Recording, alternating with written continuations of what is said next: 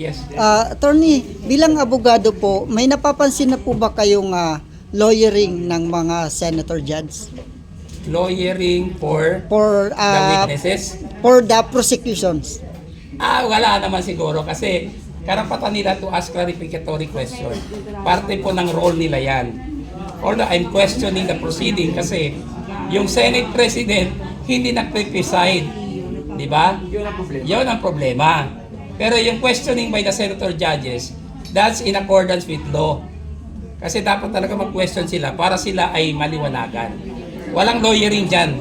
There's no lawyering. Part really of their work yan. Thank you. Follow up po. Gaano kabigat po yung of all the senators, si Senator Padilla po yung nakapagtanong at nakapagpaliwanag about Romanov, and then siya po yung nag-ask ng raw video ni BP during that. Actually, yung ginawa ni Senator Padilla, tama yon. At he disproved yung mga sinasabi ng mga kalaban niya sa politika na kulang ang kanyang kaalaman. So, it only proves na magaling si Senator Padilla. At ang kanyang, yung mga nagsasabi ng taliwas doon ay mga ano lang, intrigero lang. Don't you know that the Chief of Staff of Senator Padilla ay magaling na abogado? Si Attorney Philip Jurado. Isa sa pinakamagaling na lawyer sa Pilipinas. Kaya huwag niyong ida-down si Senator Padilla. You do not know what you are talking about. Yung mga nag-chismis, nag-intriga lamang. Magaling po ang staff, ang Chief of Staff especially ni Senator Padilla. Huwag niyong ismolin si Senator Padilla. At saka nag-aaral naman yan. He's a graduate of criminology.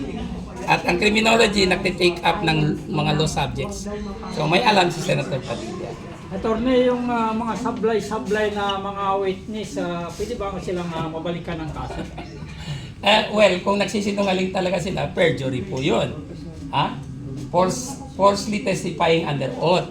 Pero tingnan natin, pero ano pa bang gagawin natin dyan kay Gotok at saka kay Kalilong, sila mismo sinira na nila ang kanilang mga reputasyon dahil mali sila. Huwag na natin kasuhan. Anyway, they will be remembered in history na they bungled their case. Yes. Enough na yung punishment sa kanila.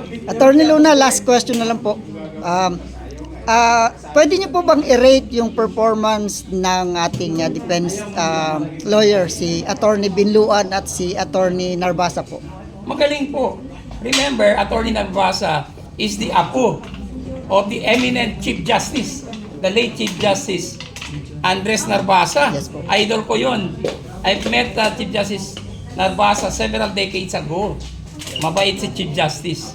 Tapos, brilliant. So, syempre, yung apo, nagmana yun. Kaya magaling. Si Attorney Binluan naman magaling and Attorney Season. Si Attorney Season, anak yan ni Attorney Season na famous lawyer who serializes yung mga legal dispute, di ba? At nagpapasalamat ako kay Attorney Season, yung tatay niya. He featured one of my cases. Ginawa niyang drama.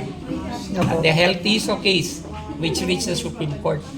So, yun ang aking utang na loob kay Attorney Season, yung father ni Attorney Season, itong bata. Magagaling ang Season, In fairness to them, they are really good lawyers.